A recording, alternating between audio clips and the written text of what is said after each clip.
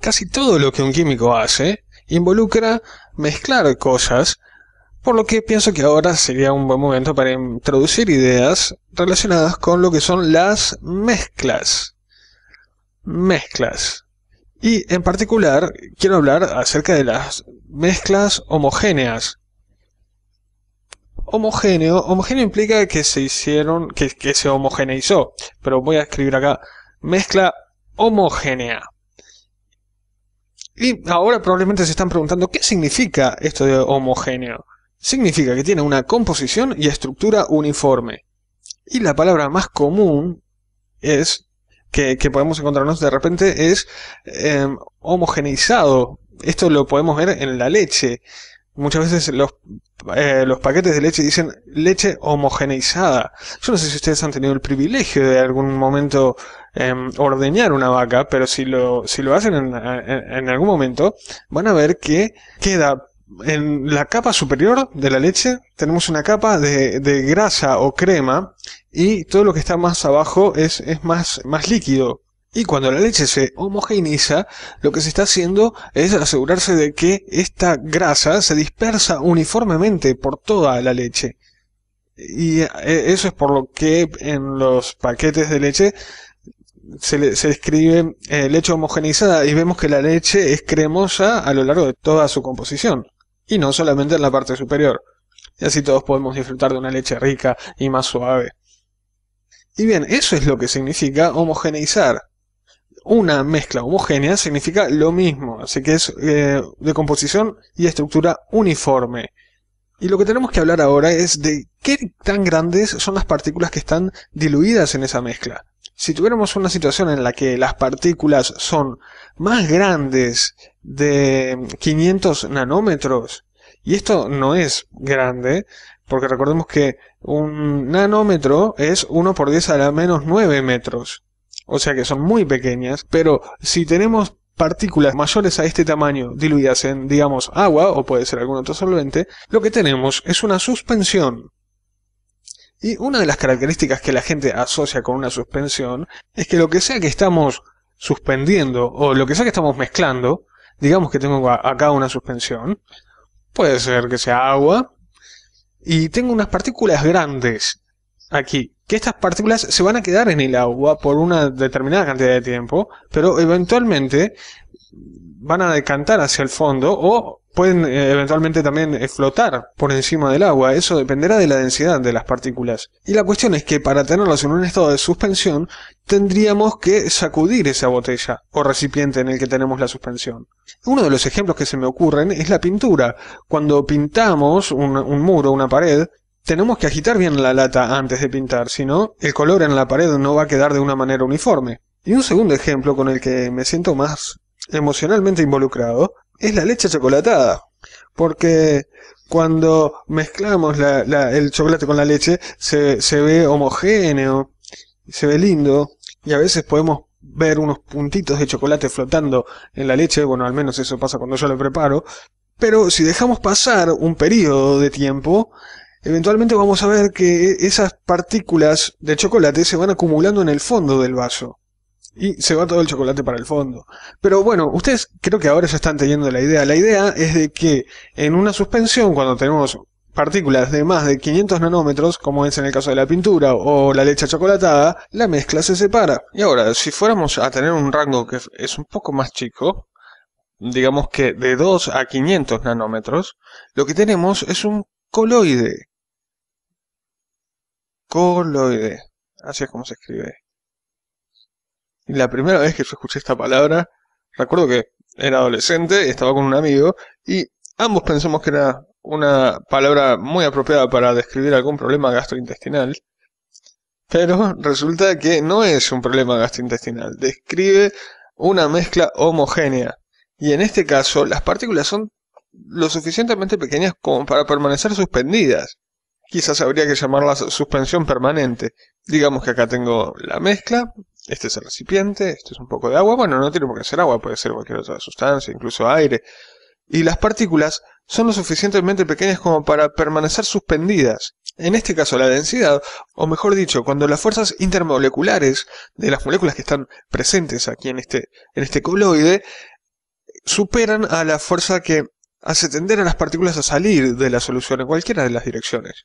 Y un ejemplo que podríamos nombrar en este caso, bueno, ustedes saben, para mí en realidad este es el coloide, el mejor coloide que existe. Y estoy hablando de la gelatina.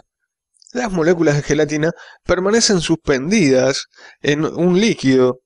El polvo de gelatina que disolvemos en el agua permanece suspendido y lo podríamos dejar en el refrigerador por tiempo indeterminado. Y no veríamos que las partículas de gelatina bajan. Y otro ejemplo de coloides sería la niebla. La niebla, lo que tenemos es moléculas de agua que están mezcladas con otros gases, los gases de la atmósfera. Y otro ejemplo es el humo también. Tanto la niebla como el humo son ejemplos de aerosoles. La niebla es cuando tenemos que lo que forma el aerosol es un líquido, y el humo es cuando tenemos un sólido, esas muy pequeñas partículas oscuras que están flotando en el aire. Y esas partículas nunca se van del aire, sino que son lo suficientemente pequeñas como para flotar todo el tiempo. Y bien, si llegamos a tener partículas de menos de 2 nanómetros de tamaño, voy a hacer un poco de espacio acá, si llegáramos a tener partículas de menos de 2 nanómetros de tamaño, voy a dibujarlo por aquí, ahora sí estamos en el rango de una solución. Y estas son cosas que nos encontramos todos los días en nuestro diario vivir. E incluso es bastante divertido pensar en esto cuando estamos en nuestra casa o cuando vemos cosas por la vida. Primero en pensar si estamos viendo una mezcla homogénea y luego pensar, bueno, ¿es una suspensión? Si pasa suficiente tiempo va a dejar de estar suspendido y tendremos que agitarlo, ¿o es un coloide? Y en ese caso va a permanecer siempre en el mismo estado en el que ya se encuentra, o sea, las partículas suspendidas. ¿O es acaso una solución? Y las soluciones son seguramente lo más importante en química, por más que también haya suspensiones y coloides. Pero el 99% de las cosas de que vamos a estar hablando en química involucra soluciones. Generalmente soluciones acuosas, donde el solvente es el agua, y por eso en algunas reacciones vamos a ver un compuesto X y entre paréntesis AC. Eso significa que el compuesto X está disuelto en agua. X es el sólido y el soluto y el agua es el solvente. Voy a aclarar esta terminología ya que la usé. Soluto es lo que se encuentra en menor cantidad en la solución. O sea que es lo que se disuelve. Y luego, por otro lado, tenemos el solvente. El solvente es lo que está en mayor proporción. En el caso de las soluciones acuosas sería el agua o puede ser también cualquier otra sustancia que esté disolviendo al soluto. Vamos a poner acá lo que disuelve. Un ejemplo muy clásico es el cloruro de sodio. Cloruro de sodio en solución acuosa, o sea, disuelto en agua. Esto es la sal de mesa disuelta en agua. Y lo que ocurre es que los átomos de sodio se dispersan en el agua. Los de cloro también, los del sodio son positivos, el cloro es negativo. Son iones, porque el cloro le quita un electrón al sodio. El cloro es un anión, el sodio es un catión. Y acá voy a dibujar las moléculas de agua. Bueno, en el agua tenemos el oxígeno, los dos hidrógenos, ya dibujamos esto muchas veces. De este lado la molécula es parcialmente positiva y de este lado es parcialmente negativa, por acá. Y lo que ocurre es que el catión sodio se separa del anión cloruro y se siente atraído hacia la parte negativa de la molécula de agua, o sea el oxígeno. Y de la misma forma, el cloruro, que es el anión negativo, se va a sentir atraído hacia la parte positiva de la molécula de agua, o sea, hacia los átomos de hidrógeno. Y eso es lo que hace que el cloruro de sodio se disuelva, la interacción entre las cargas de los iones con las cargas parciales que tiene la molécula de agua. La polaridad de la molécula de agua es la que hace que se disuelvan los iones en ella. Acá voy a dibujar otro átomo de cloro más, con su carga negativa. Y entendiendo esto ya entendemos lo que es una solución, lo más importante. Y para tener una idea de lo que son 2 nanómetros, no es un tamaño tan pequeño. Un buen número de átomos caben en ese tamaño. Si pensamos, por ejemplo, en un átomo grande como el átomo de cesio, que es uno de los más grandes que podemos encontrar, tiene un tamaño cercano a los 2,6 angstroms. Y un angstrom es una décima parte de un nanómetro, por lo tanto son 0,26 nanómetros. Y estamos hablando en 3 dimensiones, ¿sí? O sea que tendríamos una esfera de 2 nanómetros de diámetro y ahí dentro entrarían unos cuantos átomos de cesio. Pero si hablamos de átomos de otros elementos, seguramente entrarían más todavía. Podríamos tener moléculas de 20, 30 átomos o incluso mucho más. En especial si los átomos que las componen son átomos pequeños como el de hidrógeno. Y la siguiente pregunta es cómo medimos estas cosas, cómo cuantificamos todo esto. Y hay varias formas distintas de medir la concentración. Ya de hecho usamos una que es la fracción molar. Fracción molar. Y este es la cantidad de moles de soluto dividido la cantidad de moles que hay en toda la solución. O sea, sería sobre moles de soluto más moles de solvente. Y esto lo usamos cuando resolvimos los problemas de presiones parciales, porque para hallar la presión parcial en una mezcla de gases, veíamos cuánto correspondían de los moles totales a un gas específico, por ejemplo el oxígeno. Y si multiplicábamos la presión total por la fracción molar, nos daba la presión parcial. Y otras medidas de concentración muy comunes en química son, por un lado, la molaridad,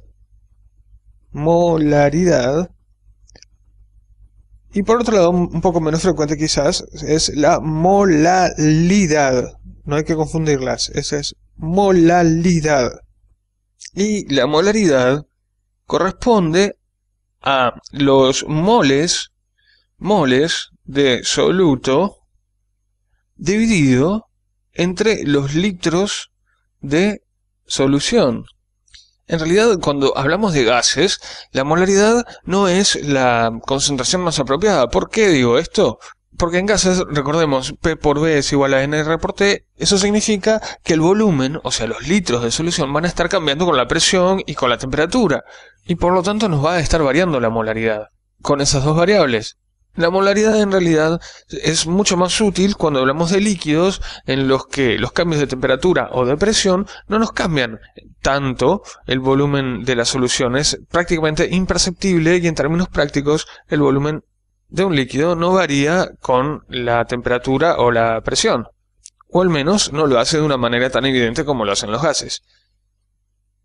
Y por otro lado, la molaridad son los moles de soluto, si lo comparamos con molaridad, en los dos casos, en el numerador tenemos el número de moles de soluto, o sea, el número de partículas que tenemos, dividido entre la masa del solvente.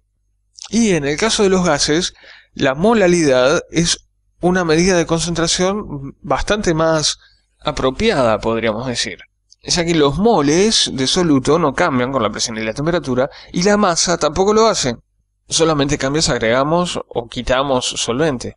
Por lo que, cuando hablamos de gases, esta medida de concentración es mejor que molaridad. Y en ocasiones, como estudiantes, podemos confundirnos entre los dos términos, aunque son dos términos bastante diferentes. Y yo creo que quedaron claras las explicaciones que acabamos de ver. Así que les dejo a ustedes que se memoricen o que piensen en alguna regla o algo que les ayude a memorizarse cuál es cuál y puedan evitar cualquier tipo de confusión que pueda surgirles. Bueno, espero que este video les haya sido útil. Nos vemos en el próximo.